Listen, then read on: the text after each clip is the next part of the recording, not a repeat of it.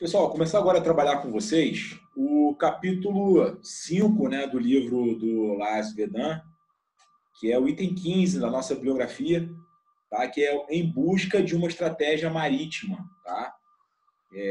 Esse capítulo é um capítulo que a gente consegue testificar de maneira assim, bem clara ali a evolução do pensamento de Castex, tá? Porque ele começa falando, se referindo a poder naval ali no tomo 1, aí depois ele fala alguma coisa relacionado a poder, né? Eu anotei aqui porque acontece, tem muita confusão, né? Por exemplo, no tomo 1 ele fala de poder naval, fala de estratégia naval, ele toma como sendo um todo, né?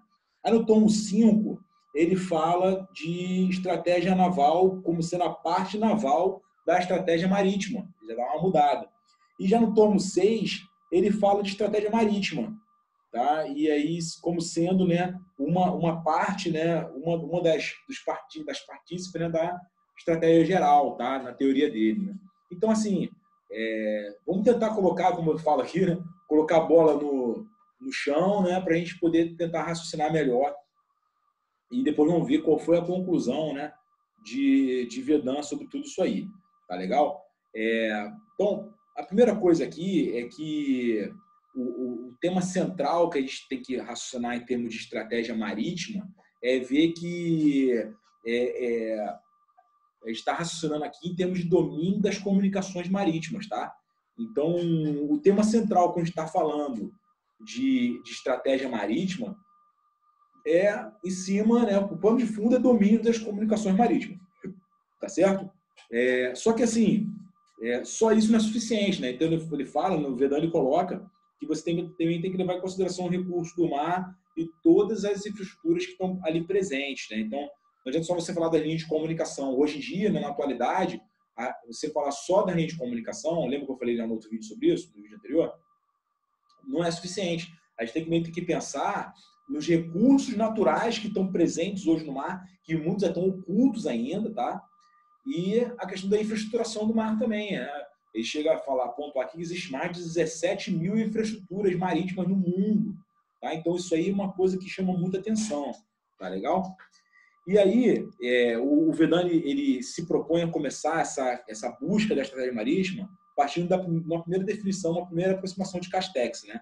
Que a estratégia naval tem o propósito de criar, favorecer e incrementar, tanto durante o tempo de paz quanto o tempo de guerra, o poder marítimo do país, tá? Então, essa é a primeira aproximação, tá, de Castex que ele colocou no tomo 1, tá bom? Então, assim, a gente vê aí que existe uma certa dificuldade de taxonomia ali por parte do Castex, tá? Para poder ajustar essa questão relacionada aí a estratégia, força e poder, tá? Então, a gente vai ver que a forma, pelo menos o que eu depreendi, né? A forma que Vedanta teve de resolver esse problema é recorrer a alguns outros pensadores para ajustar, né, para conformar o pensamento de Castex. O principal pensador que ele recorreu foi o Lucien Poirier. Tá? Ele também recorreu ao capitão de marinha guerra Eudeline, tá? Se escreve Eudeline, tá? Também para ajudar nessa tipologia, tá bom? E também trouxe alguns dados históricos, né, para poder ajudar, né, de fato a gente poder caracterizar aí o que é a estratégia marítima, tá? Mas no geral a gente não pode nunca perder de vista, né, que essa estratégia marítima ela tem que englobar, para ela ser válida no dia de hoje, primeiro, ela tem que englobar forças organizadas, ou seja, a guerra, né, o conflito, tá bom? Ela também tem que englobar questões relacionadas ali à infraestrutura e a recursos marítimos, tá? E se eu estou englobando isso, tem que estar por trás, estar subjacente a isso pirataria, terrorismo, crime organizado. Então, a estratégia marítima tem que estar nesse contexto também. E ela tem que, de fato, lembra que eu falei do end means ways, né, da estratégia?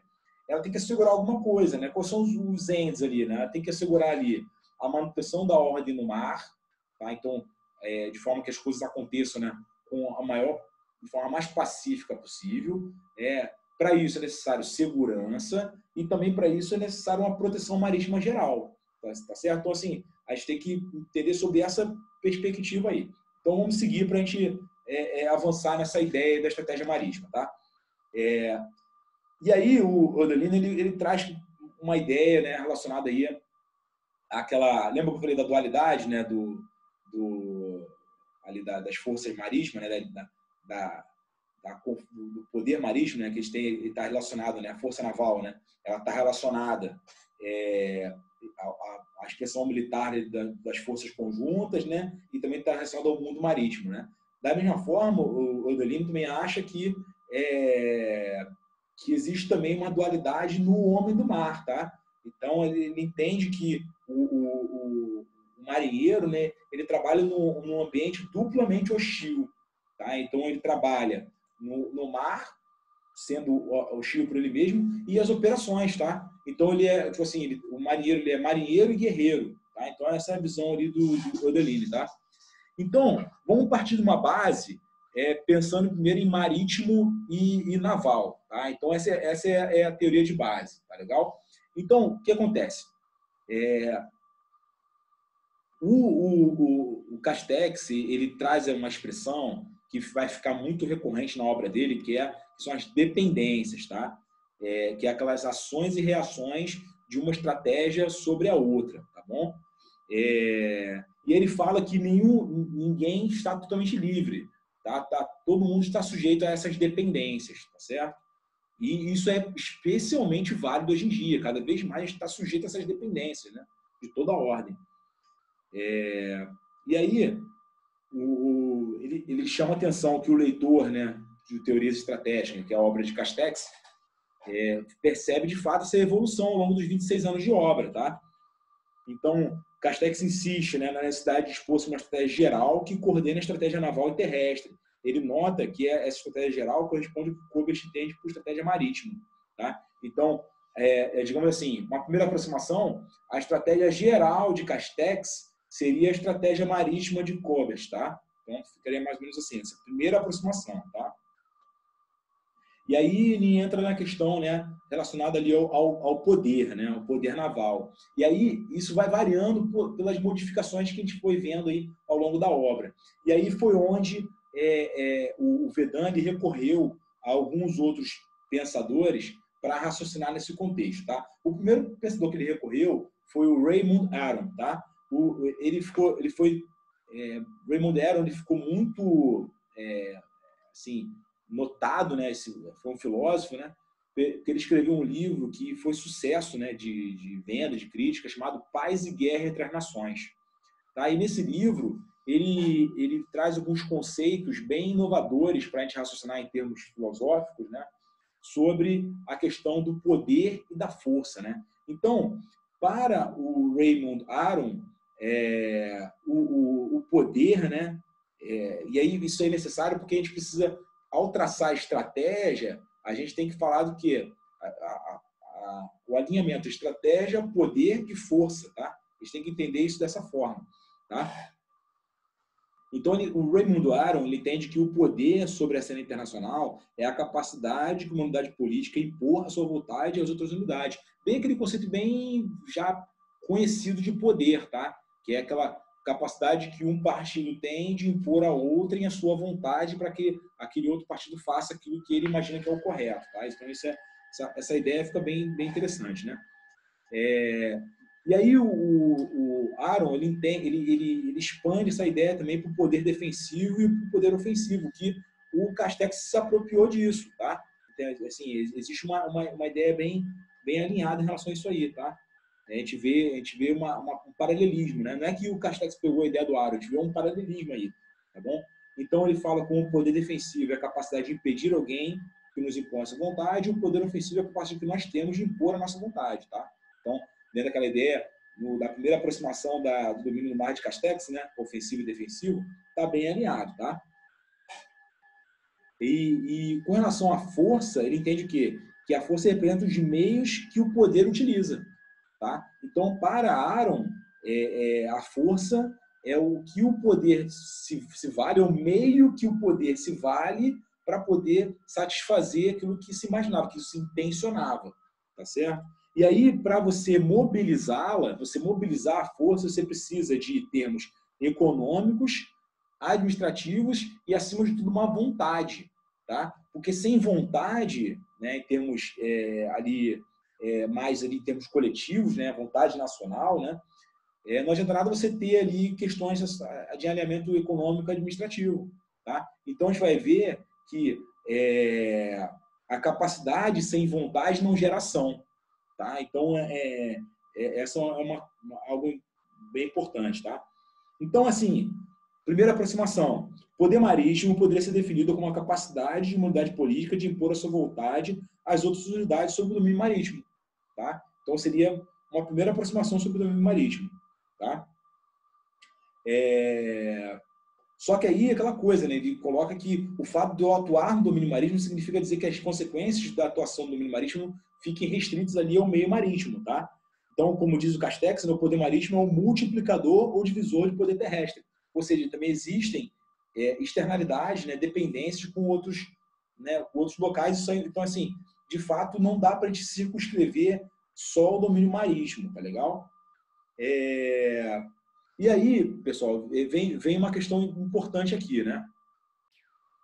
Então, pessoal, a gente consegue, então, fazendo essas aproximações, chegar no conceito de potência marítima, que, segundo o Castex, é aquela potência que é capaz de influenciar interna, né, a situação dos homens, né, que vivem em determinada área, tá, onde as decisões políticas são tomadas. Tá? Então, a gente já falou estratégia marítima como uma primeira aproximação, falamos de poder, como é que a gente pode chegar nisso, né, do poder marítimo, e falamos da potência marítima. Tá? Aí, uma coisa que é importante para a gente continuar aqui a nossa discussão é a gente lembrar lá do Joseph Nye, né, com aquela ideia lá do hard power, do soft power e do smart power. Tá? E aí, entra naquele conceito, né, de, teoricamente, ali no hard power, né, onde eu tenho ali interdição ou coerção, né, e aí no hard power ficaria nesse caso aí, e no soft power ficaria mais relacionado à parte de cooperação ou persuasão, tá? Então eu teria uma interação aí, né, no hard power relacionada à coerção, né, de fato, ou à interdição. A gente vai ver depois bem mais na frente sobre isso aí com mais propriedade. E vai ver também a questão da persuasão e da cooperação no soft power, tá? E aí, então, fizemos essas aproximações todas, agora vamos chegar no conceito do Poirier, tá? Então, o Poirier, ele coloca assim, você lembra que o Raymond Aron, ele fala que a força é os meios que o poder se utiliza para conseguir atingir aquele determinado objetivo, né? O Poirier, ele vai mais longe, ele fala que a força ela é composta de vias e meios, né? Voie e moyenne, né? Vias e meios potenciais ou existentes, tá? E que a estratégia é a ciência e a arte de manobrar forças para cumprir os fins políticos, tá? Então, vamos lá. Vamos ver se a gente consegue entender isso aí, dissecar essa ideia, tá? Vamos lá. Para Poirier, a força é composta de vias e meios. Para o Raymond Aron, a força era o meio. Para o Poirier, é vias e meios. Não são só os meios, são as vias também, tá? E elas são potenciais ou existentes para que você possa manobrar as forças, né? E as forças são compostas de vias e meios para você atingir os fins da política. Então, o Poirier, ele tem aquela verticalização política e estratégia, tá? Então, assim, a gente nota que é importante a gente avaliar nessa questão do poder, né, e da força, segundo esse conceito do Joseph Nye, porque a gente vai conseguir definir o que é hard power e o que é soft power, e aonde essas vias e meios aí que o Poirier falou vai atuar, vai entrar, tá? A gente vai chegar lá. Bom, construindo mais um pouquinho a ideia. Tá? Então, a gente está botando um tijolo depois do outro aí, tá? Agora vamos construir um pouquinho mais a ideia. o Odeline, né, que eu falei ali, que comentou sobre aquela questão daquele caráter dual do homem e do mar, ele também, o que ele fez? Ele tem uma contribuição importante, né? Ele fez uma atualização daquela lista do Mahan, né, relacionado aí àquelas características, aqueles fundamentos, né, relacionados aí ao poder marítimo, tá? Você vai lembrar aí que está relacionado à posição geográfica, a questão também das características físicas, a extensão e a população, o caráter nacional, as instituições governamentais, né? E aí, o que o Odeline fez? Ele atualizou essa lista, tá? Eu decorei essa atualização com o mnemônico Jeff Pin, tá? Então, como é que funciona aí? Jeff, né? O G é geografia, né? Condições geográficas. Aí depois Jeff, né? O EF, condições econômicas e financeiras, tá? Depois o P, condições políticas. Depois o I, as condições industriais. E por último o M, condições militares, tá? Então, a atualização da lista do Odeline é o Jeff Pin, tá? E aí, por que isso é importante, tá? Porque aí, na hora que a gente junta essas condições, a gente fica em condições de comparar poderes, tá? E lembra que eu falei lá da definição de poder, a gente foi trazendo essa definição, né, de diversos pensadores, tá certo? Então, depois você vai ver que o Vedanta ainda acrescenta ainda a questão da face mais diplomática, tá? Isso vai ser depois, tá certo? Então, como é que funciona agora, então? A gente aproximou, né? Fez uma primeira aproximação relacionada aí à estratégia marítima, tá? Que seria a ciência, a arte de manobrar as forças para cumprir os fins políticos no domínio marítimo, né? Considerando aquela dualidade do domínio marítimo ali, terra-mar, tá? Aí depois, falamos então de estratégia marítima, tá? E aí, em cima disso, a gente vai vir no conceito de forças, então, estratégia, força, tá? Então, o que seria agora as forças marítimas, tá?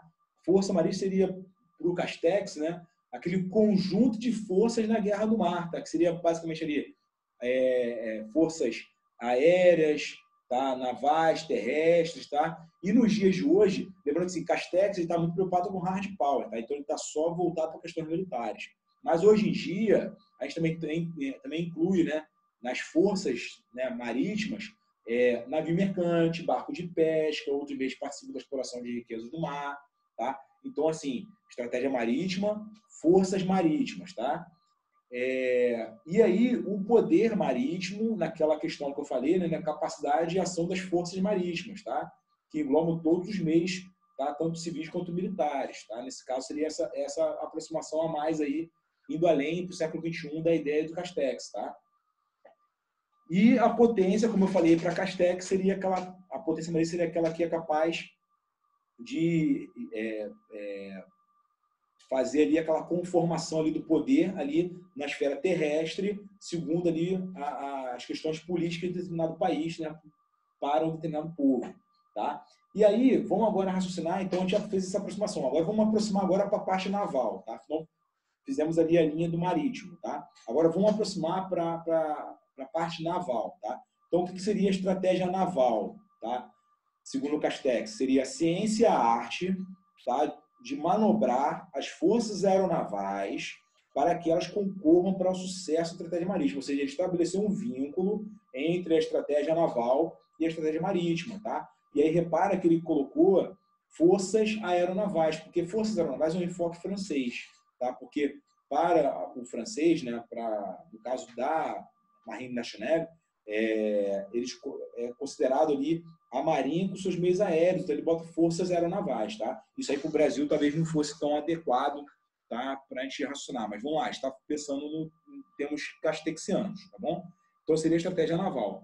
Agora, o que seria a força naval? Seria essa força aeronaval aí, né? Era basicamente as forças militares, né, que estão em associação, seriam submarinos, navios, aeronaves, tá certo?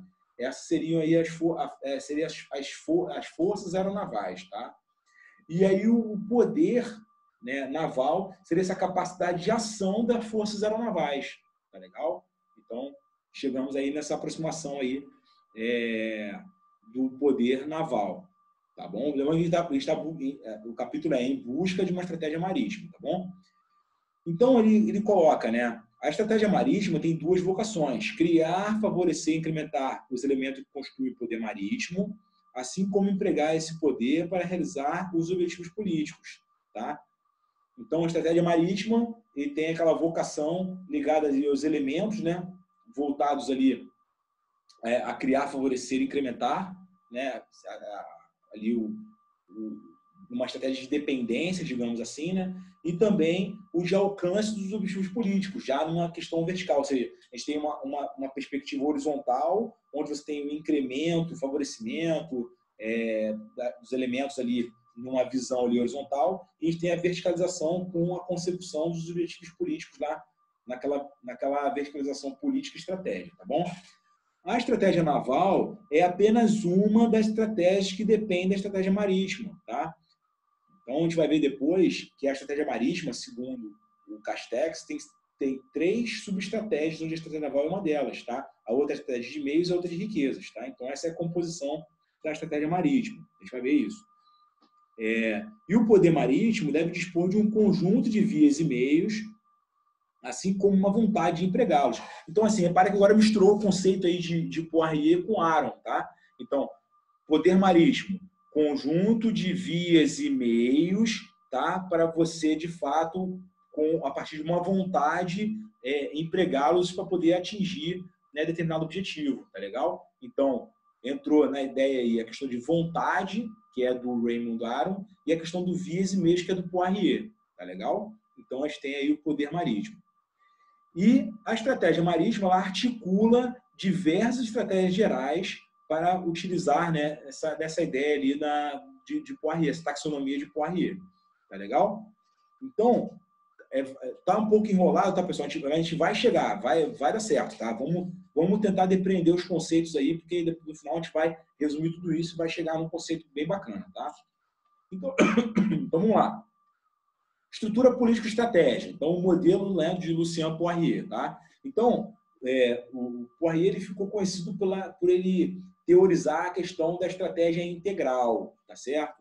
Então, ele meio que pensou assim, você tem a política, né, que é a grande ali, mãe, né, o que é articuladora. Aí a gente tem a estratégia integral, tá certo? E aí, abaixo da estratégia integral, a gente tem a estratégia geral, que, na verdade, você pode decompô-la, né, em militar, econômica e cultural. Tá? E dentro da estratégia militar, a gente tem a estratégia de meios e a operacional. Tá? Lembra que eu comentei sobre aquela necessidade de criação do nível operacional lá atrás? Então, o Poirier ele tinha aquela ideia, ele não teorizou o nível operacional. Então, dentro da estratégia geral, então tinha uma estratégia integral que estava em cima, e você tinha uma estratégia geral aqui, que você tinha militar, econômica e cultural. E dentro da militar, você tinha uma estratégia operacional ali, que era meio que cobrir essa parte aí, essa lacuna, tá? Junto com a estratégia de meios, tá certo? Então, como é que funciona aí, né? No topo, você tem ali a política, o projeto político. Então, essa é a ideia ali da pirâmide ali de Poirier, tá? E aí, o que acontece depois, né? Você tem ali, né, uma ideia ali ofensiva ou defensiva. Se o governo for ofensivo, ele altera o status quo. Se ele for defensivo, ele mantém o status quo, tá? E esse projeto político corresponde àquilo que o governo declara em termos de estratégia, que a estratégia integral vai cumprir, tá certo? E a estratégia integral, para obter o sucesso, né, o projeto político ele precisa de uma estratégia para, enfim, assim, existe uma relação clara, né, e contundente entre o projeto político, ou seja, o nível político, e a estratégia integral, de forma que, para o projeto político ter sucesso, ele precisa fazer a estratégia integral andar, tá? De forma que seja articulada, de forma a você conseguir os objetivos políticos, tá certo? Então, na visão de Poirier, a política, né, ela enxerga ali como sendo a estratégia em ação, tá legal? E aí depois, como eu falei, né, numa escala inferior, você tem as estratégias gerais. Então, você tem projeto político, estratégia integral, aí depois estratégias gerais, militar, econômica, cultural, tá certo? E aí,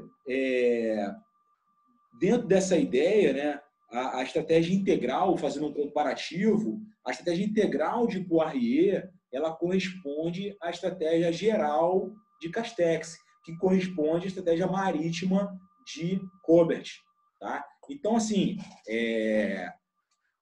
para a gente não errar, a estratégia geral, em termos de hierarquia, está no mesmo nível da estratégia integral de Poirier, só que a estratégia geral de Castex ela está voltada para o hard power, ela está voltada para o emprego das Forças Armadas, tá?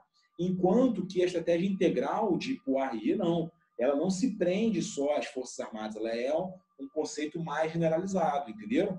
Então tem essa divisão aí. Então, assim, não há essa limitação do caráter de guerra, do caráter militar na estratégia integral de Poirier. Então, como é que seria, na visão, né, de Castex, a estratégia geral? Seria a mesma coisa que a estratégia de defesa, porque Castex enxerga a estratégia geral voltada efetivamente para o âmbito militar.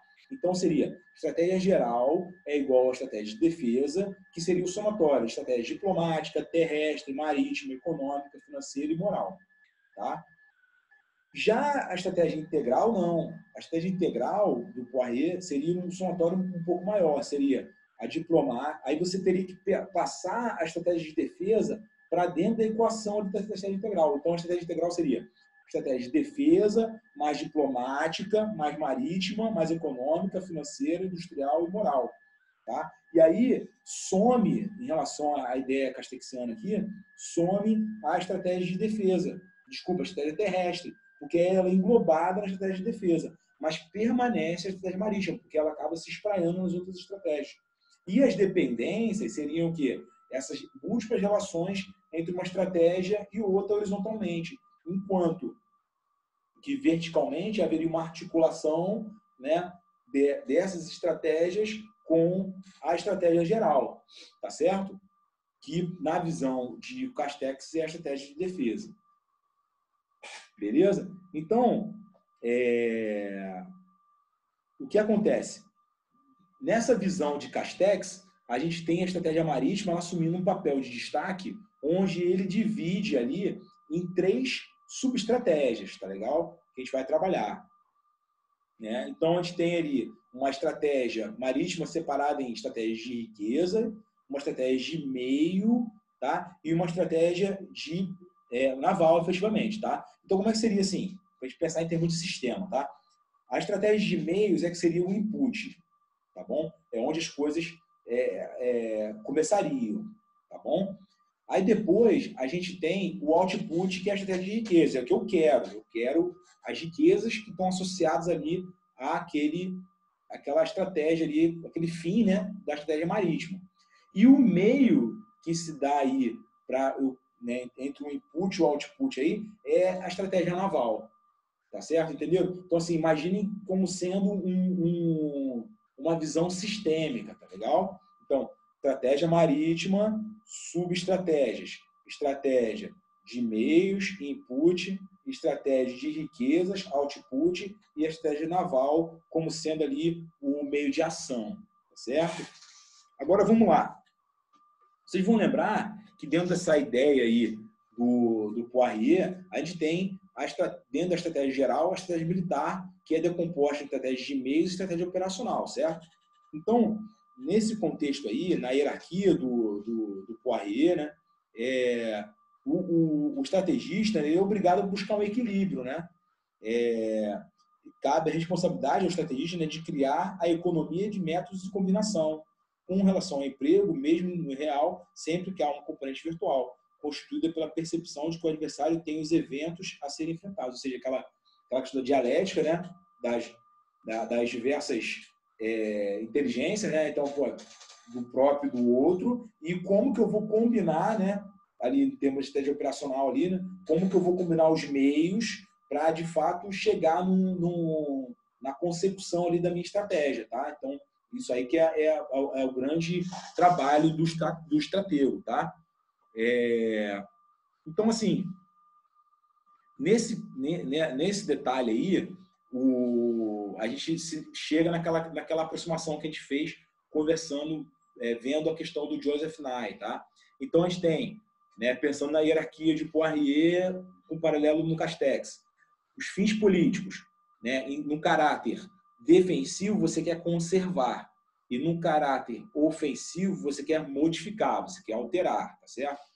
E aí, para que você modifique essa questão, a política não consegue fazer sozinha, ela precisa da estratégia integral, tá? E aí, para fazer essa questão, fazer essa modificação ou não, eu vou colocar para jogo, né, propósitos, né, estratégicos, tá? Então, o propósito ele pode ter um fim negativo ou um fim positivo, tá? Se o fim for negativo, eu quero manter, tá? Eu quero conservar o status quo. Então, o fim é negativo. Se eu quero alterar o status quo, se eu quero modificar, o fim é positivo, tá certo? Essa que é a ideia. Aí, vamos lá. Para eu levar a cabo um propósito negativo, né, em termos de método estratégico, eu preciso estar fazendo uma interdição, tá? Esse é o método estratégico. Já para eu alterar, eu preciso fazer coerção, tá certo? Então, esse é o método estratégico para eu poder levar a cabo um propósito, né, estratégico, tá legal? Então, fins políticos, propósitos estratégicos, métodos estratégicos, tá? Agora, isso pode ser feito na paz ou na guerra, tá? Se eu estiver fazendo na paz, o emprego é sempre virtual, tá? Não há conflito. Então, há um emprego virtual da força, tá? Se eu estou em conflito, na guerra, um conflito efetivamente, aí o emprego é real, tá certo? A interdição em termos virtuais, na paz, ela vira dissuasão, tá certo? E a dissuasão faz com que, dentro de um propósito negativo, eu venha conservar alguma coisa, tá? Já na guerra, eu tenho a questão da defesa ativa. É como se fosse, por exemplo, a esquadra em potência ali pronta para ser empregada, tá? Essa é a defesa ativa, tá certo? Agora, a coerção, que é o método estratégico para a gente modificar alguma coisa, ou seja, o propósito positivo, na paz, ela está associada ao quê? À persuasão, tá certo? E na guerra, ela está ligada, de fato, a uma agressão, a uma ofensiva, tá certo? Então, assim, a gente fechou essa tipologia aí, tá? Para a gente raciocinar em termos de estratégia, força, poder, tá bom? Então, lembra, não podemos esquecer o nosso norte. A gente está em busca de uma estratégia marítima, tá? Então, a gente está raciocinando em termos de estratégia, força, poder e como a gente vai usar isso, né, partindo do lado político e chegando ali na ponta da linha, tá certo? Aí, lembra que no Joseph Nye ele falou sobre hard power, soft power e também falou de um smart power, que seria uma combinação inteligente, tá, entre meios, né, hard power e soft power, tá? E aí, Donald Daniel, ele trouxe esse conceito do smart power para essa visão que a gente acabou de ver agora, tá? E aí ele colocou a questão da persuasão musculosa ou persuasão coercitiva, tá? A persuasão coercitiva, ela é um mix, tá? Digamos assim, uma transição, tá? Da paz para a guerra, daquele emprego virtual para o real, onde, de fato, é colocada aquela questão da ação e da postura combinada com a credibilidade, tá certo? Porque não adianta nada eu querer dissuadir, primeiro, se eu não tenho credibilidade, tá? Não adianta nada, não tem como fazer nada. E segundo, eu tendo credibilidade, não adianta nada eu dissuadir se eu não coloco em ação e também não tenho uma postura efetiva para aquilo, tá certo? Então, fique com isso na cabeça. Beleza. Então, agora, a gente comentou, né, que existe essa relação vertical, né, que essa relação política-estratégia, está se articulando, chegando até a estratégia ali integral e geral, tá? E a gente tem a questão das dependências, né? Então, Castex ele foi pioneiro nesse conceito de dependências, tá? Que são aquelas múltiplas ações e reações horizontais de uma estratégia sobre a outra. Está muito relacionado, sabe aqui? Aquele conceito da economia de externalidades, que vem aquela coisa de externalidade positiva ou negativa, quando vai para o bem ou atrapalha. É bem parecido com essa questão das dependências aqui, em sentido castexiano, tá legal? E aí, então, assim, no fundo ele coloca, né, que essas dependências são ações e reações das diversas estratégias, uma sobre a outra, tá bom? E aí, o Vedant, ele coloca, antes de definir de fato ali a estratégia marítima, ele coloca em pauta uma discussão associada a esse caráter descendente ou ascendente, porque na visão aqui no livro, né, do Lars Vedant, a gente verifica sempre uma questão descendente, né, política para a estratégia, né? Mas ele fala que, por exemplo, numa visão de longo prazo, ele coloca que talvez seria interessante uma visão contrária, né? Isso aí fica para discussão, né? Por exemplo, no longo prazo, será que não seria melhor a estratégia falar para o político como e a política se acertar e organizar melhor ali, de forma a possibilitar um melhor arranjo político? Tá? Ele coloca essa questão no ar também, tá? E uma outra indagação que ele faz também é se uma estratégia integral é realmente possível na democracia, tá?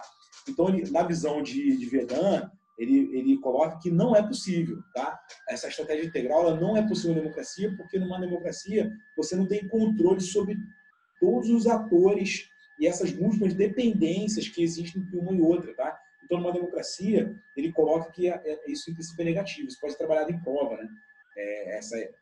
Se é possível essa questão dessa lógica da estratégia integral na democracia. E, ao mesmo tempo, essa questão da inversão no longo prazo, né? Pode ser trabalhado também. Tá certo? Então, agora, a gente consegue chegar numa ideia, né, de estratégia marítima. Então, com esses conceitos todos em mente, a gente consegue, de fato, raciocinar em termos de estratégia marítima. Tá? Então, a intenção agora, né, é a gente, né, encerrar esse vídeo. No próximo vídeo, só para não ficar um vídeo muito grande, no próximo vídeo, a gente, baseado em todos esses conhecimentos que a gente trouxe aqui, onde a gente organizou o pensamento da estratégia, tanto para a parte marítima quanto naval, sabendo essa evolução do pensamento de Castex, né? Viu como é que é a força, entendeu que como é que a força é encarada por Raymond Aron, como é que é encarada por Arrier, viu o que é poder, tá? E então aí agora a gente tem condição de ajustar, viu aquela questão, né, daquela redefinição da lista marraniana pelo Odeline, tá? E aí agora a gente consegue ajustar o foco, tá, da estratégia marítima, tá? Então, vamos lá, só para a gente partir no próximo vídeo ficar mais fácil. A estratégia marítima, a gente tem duas vocações, tá? Vias e meios, tá bom? Os meios criar e favorecer, tá? Ou incrementar os elementos do poder marítimo. Essas são as vias, tá? Os meios. E a via é empregar o poder marítimo, tá? Então, a estratégia marítima, duas vocações, vias e meios, dentro daquela ideia lá do Poirier, tá?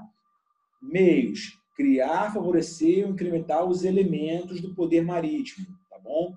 E as vias, empregar o poder marítimo. A via é empregar o poder marítimo efetivamente. Tá? Para quê? Para realizar os objetivos políticos, tá certo? Então, lembrando, estratégia marítima é a ciência, a arte de manobrar forças para cumprir os fins políticos do domínio marítimo, tá? Então, ciência, a arte de manobrar, manobra, aquela coisa da manobra de forças, que é aquela de concentrar no tempo e local oportuno, lembra? Para cumprir os fins políticos, tá certo? Então, tem estratégia marítima, duas vocações, vias e meios, tá? Isso foi cobrado na prova do ano passado, tá bom, pessoal? E a estratégia naval, que na verdade, ela tem aquela ideia de fato, né, o propósito, né, de criar, favorecer e incrementar, né, tanto no tempo de paz quanto no tempo de guerra, o poder marítimo de um país, tá? Então, nessa vez que essa hierarquização da estratégia naval, a estratégia marítima, tá legal? Então, assim, a estratégia naval ela deve dispor de um conjunto de vias e meios, assim como uma vontade para empregá-los, tá? Então, o conjunto de vias e meios de forma a criar favorecer ou incrementar, e uma vontade de fato, empregá-los, porque se não tiver vontade, eu não tenho como, de fato, haver uma contraposição, tá? Então, dentro daquele conceito do Raymond Aron, tá bom? E aí, lembrando, né, que a estratégia naval é a ciência, a arte de manobrar as forças aeronavais para o sucesso da estratégia marítima, tá bom? Então, com isso a gente ajustou ali, né, a ideia que tem aí em termos de estratégia marítima, tá, e estratégia naval. Então, agora a gente vai olhar agora a estratégia marítima, segundo aquelas subestratégias que eu falei, né, a de riqueza, a de meios e a naval, e vai verificar as dependências que cada uma delas tem, né, com as estratégias ali, segundo a ideia ali do Poirier, tá?